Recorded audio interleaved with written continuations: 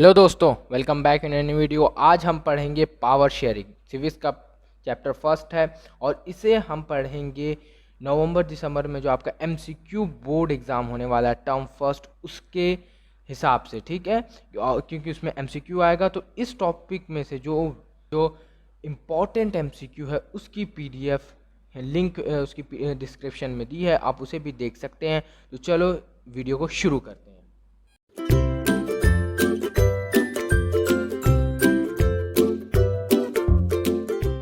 Power sharing का chapter, उसमें दो एग्जाम्पल दिया है। पहला एक है बेल्जियम का और दूसरा है श्रीलंका का।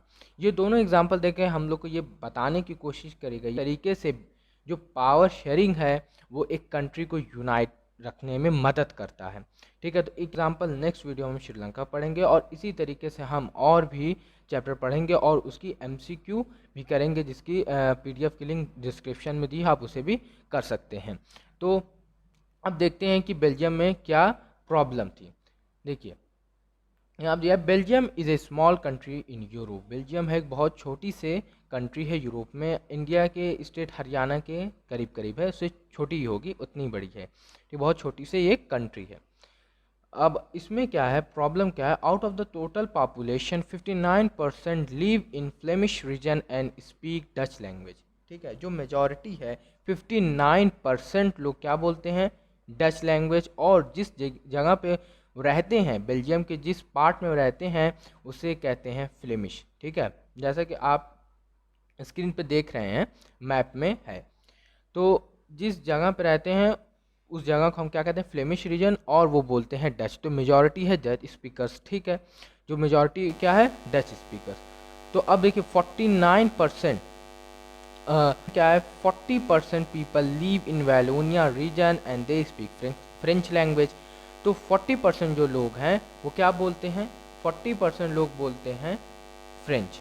तो यहाँ पे मेजॉरिटी जो है वो डच स्पीकर है और फ्रेंच एक माइनॉरिटी, जो माइनॉरिटी है 41% में से 40% लोग फ्रेंच बोलते हैं और रिमेनिंग 1% लोग जर्मन। तो यहाँ पे एक कंट्री में तो दो मेजर हम कह सकते हैं, तीन लैंग्वेज बोली जाती है, दो मेजर, ठीक है। दो मेजर यहाँ पे लैंग्वेज बोली जाती है।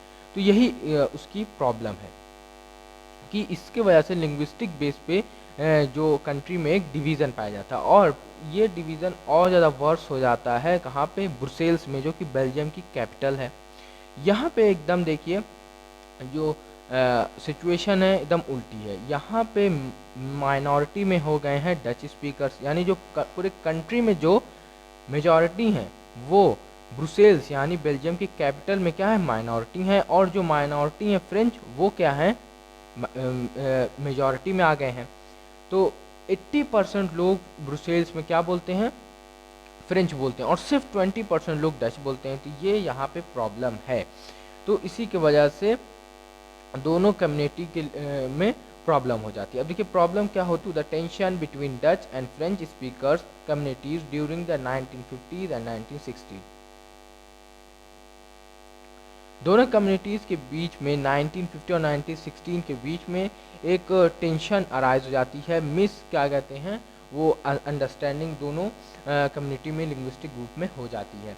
और ये एक और इसमें एक वजह है कि फ्रेंच जो है वो है माइनॉरिटी, लेकिन वो जो है रिच है और पावरफुल है, रिच भी है पावरफुल, जो ज़्यादा उनको इकोनॉमिक बेनिफिट है, एजुकेशनल बेनिफिट है और टेक्नोलॉजिकल जो आगे वो हैं डच से। और डच मेजॉरिटी में रह के भी ये सब को इतना ज़्यादा वो एंजॉय नहीं कर पाते हैं। वजह है दोनों ही लिंग्विस्टिक जो कम्युनिटीज़ हैं, दोनों अलग लैंग्वेज बोलने वाली कम्युनिटीज़ के बीच में एक टेंशन की। तो अब देखिए ऐसा जो फिर अब सिचुएशन इतनी वर्स हो जाती है 1950 एंड 1960s में कि लगता है कि जो बेल्जियम है अब वो दो टुकड़ों में हो सकता है, ठीक है। लिंग्विस्टिक बेस पे इस देश को डिवाइड किया जा सकता है कि फ्रेंच स्पीकर्स अलग हो जाएं और डच स्पीकर्स अलग।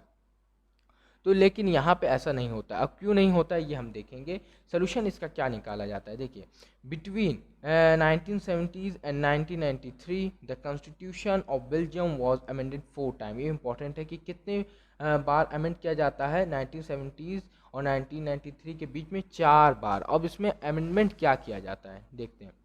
पहले ये किया जाता है, the number of Dutch and French speaking minister shall be equal in the central government.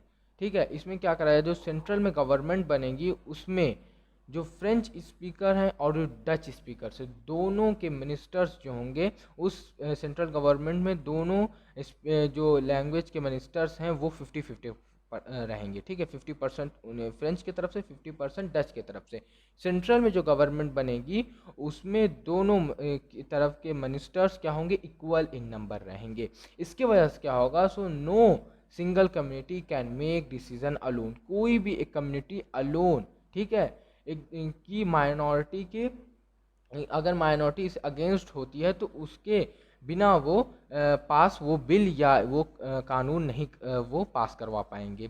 ठीक है, इसके वजह से कोई जो मेजॉरिटी है वो सरप्रेस नहीं कर पाएगी। इस वजह से सेंट्रल गवर्नमेंट जो बनेगी उसमें दो मिनिस्टर्स जो रहेंगे 50% डच की तरफ से, 50% फ्रेंच की तरफ से। ठीक है, एक ये डिसीजन लिया गया।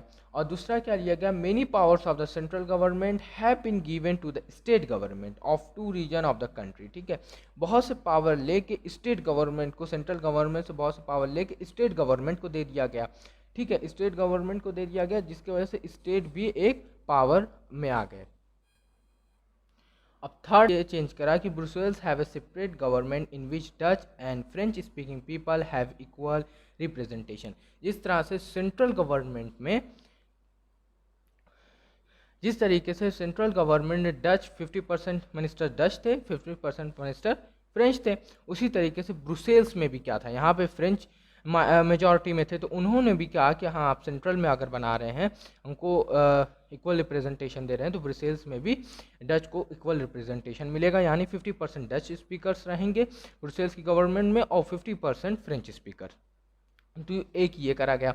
अब आखिरी क्या था, कम्युनिटी गवर्नमेंट बनाई गई। कम्युनिटी गवर्नमेंट क्या थी, कम्युनिटी गवर्नमेंट जो थी, community government is elected by all the people, Dutch, French, German, this government is has power regarding education, language, culture etcetera. ठीक है, कम्युनिटी गवर्नमेंट बनाई गई और इसमें क्या था कि हर एक पीपल इसमें इलेक्ट हो सकता था।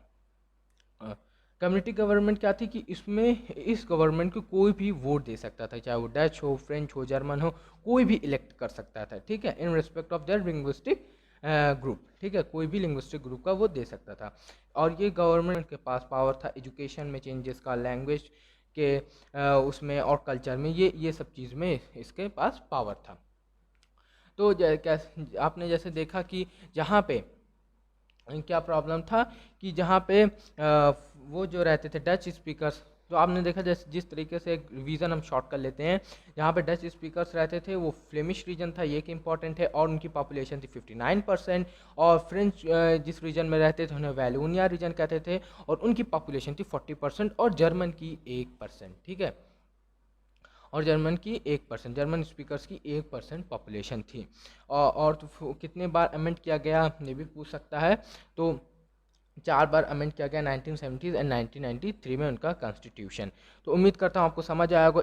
इसी तरीके से हम एक एक टॉपिक समझते जाएंगे और उससे रिलेटेड जो MCQ होगा उसकी PDF लिंक में रहेगी, इस वाली वीडियो में भी है, तो आप ज़रूर से जाकर उसे चेक करें और देखें कितना आप आंसर सही कर पा रहे हैं। मुझे उम्मीद है कि आप पूरा सही कर लेंगे। तो मिलते हैं नेक्स्ट वीडियो में जल्दी ही, तो तब तक के लिए एजुकेशन को सब्सक्राइब कर दिएगा और चैनल कर सकते हैं, वीडियो को लाइक कर सकते हैं, और थैंक यू।